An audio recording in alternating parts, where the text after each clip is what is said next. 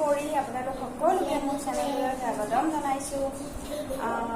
আজি মই এটা ভিডিঅ'তেই 3টা ৰেচিপি আপোনালোকক দেখুৱাম। প্লিজ ভিডিঅ'টো স্কিপ নকৰাকৈ শেষলৈ চাই থাকক। বলক আমি প্ৰথম ৰেচিপিটো আৰম্ভ কৰোঁ।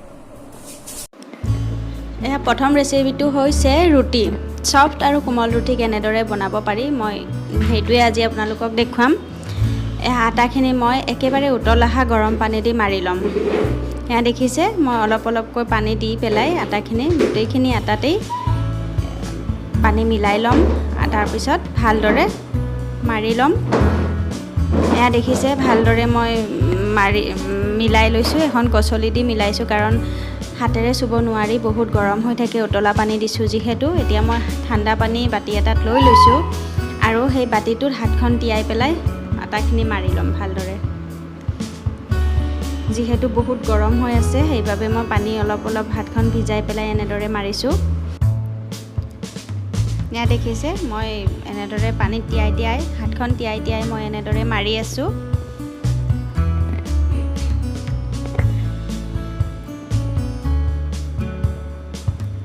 ঠাণ্ডা পানী দি আটা মাৰিলে ৰুটিখন বহুত টান হয়, সেইবাবে আপোনালোকে উতলা পানী দি এনেদৰে মাৰিব, তেতিয়াহ'লে শুকান ৰুটি বহুত কোমল হয়। আজি বনোৱা ৰুটিখন আপোনালোকে কালিলৈও খাব পাৰিব, একদম কোমল হৈ থাকে। দেখিছে মোৰ হাতখন একেবাৰে ৰঙা হৈ গৈছে, যিহেতু বহুত গৰম হৈ আছিলে পানীখিনি আৰু আটাৰ লেইটোও বহুত গৰম আছিলে।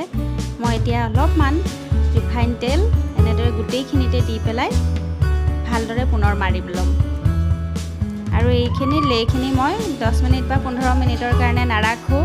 আমি ঠাণ্ডা পানী দি মাৰিলে তেনেদৰে ৰাখিব লাগে, কিন্তু মই নাৰাখোঁ। মই লগে লগে ৰুটি বনাই আপোনালোকক দেখুৱাই দিম, চাব। এয়া যিহেতু বহুত কোমল হৈ থাকে লেইটো, সেইবাবে আটা অলপ লৈ পেলাই মাৰিব লাগে। সেইকাৰণে মই আটা অলপ লৈ লৈছোঁ আৰু সাৱধানে ৰুটিখন বেলিম।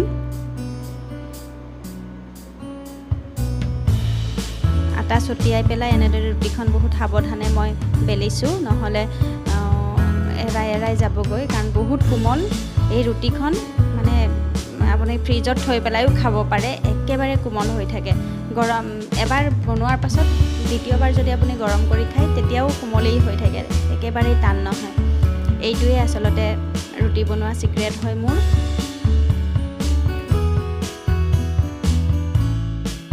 কেৰাহী মই গেছত পাতি দিছোঁ। এতিয়া সৰিয়হৰ তেল অলপ দি দিছোঁ।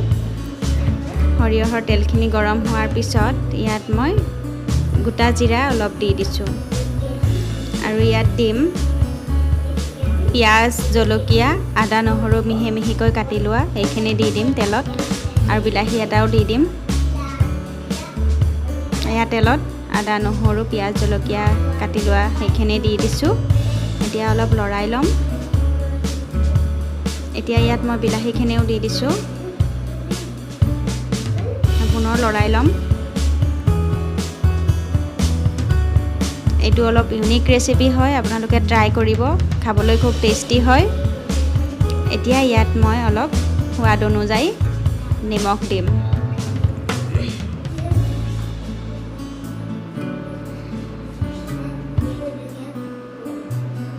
এতিয়া অলপ বিলাহীখিনি সিজালৈকে আমি ভাজি ল'ম।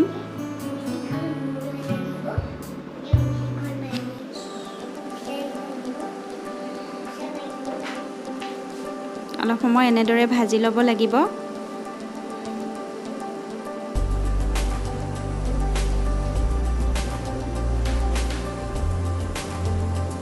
এতিয়া অলপ ইয়াত মেগী মছলা দি দিছোঁ। অলপ নহয়, এপেকেট দি দিছোঁ। মেগী মছলা দিলে বহুত টেষ্টি হয় খাবলৈ, সেইবাবে মেগী মছলা দি দিছোঁ। বাবা চুপ থাকা। এয়া মটৰ আৰু আলু মই কুকাৰত সিজাই লৈছিলোঁ, ভালদৰে সিজাই লৈছিলোঁ। আলুটো ভাঙিয়েই গ'ল। এয়া এতিয়া মই এইখিনি ভালদৰে মিক্স কৰি দিম।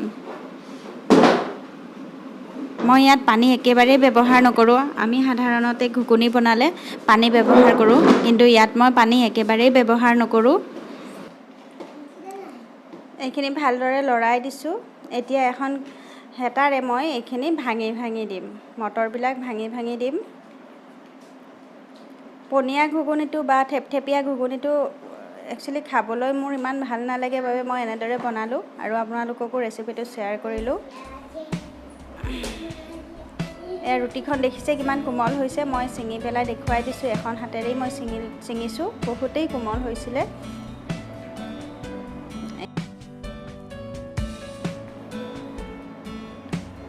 এতিয়া আহিছোঁ আমি থাৰ্ড ৰেচিপিটোলৈ। এইটো আচলতে ভাঙন মাছৰ কেঁচা চৰচৰি বুলি কোৱা হয়। এইটোৰ কাৰণে মই লৈছোঁ জলকীয়া 5টামান লৈছোঁ, তাৰপাছত নহৰু অলপ মিহি মিহিকৈ কুটি লৈছোঁ, আৰু পিঁয়াজ 2টা কাটি লৈছোঁ, আৰু এয়া বিলাহী 2টা কাটি লৈছোঁ।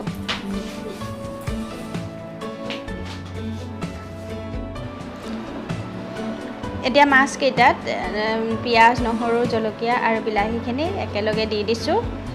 এতিয়া ইয়াত হালধি অলপ দি দিছোঁ।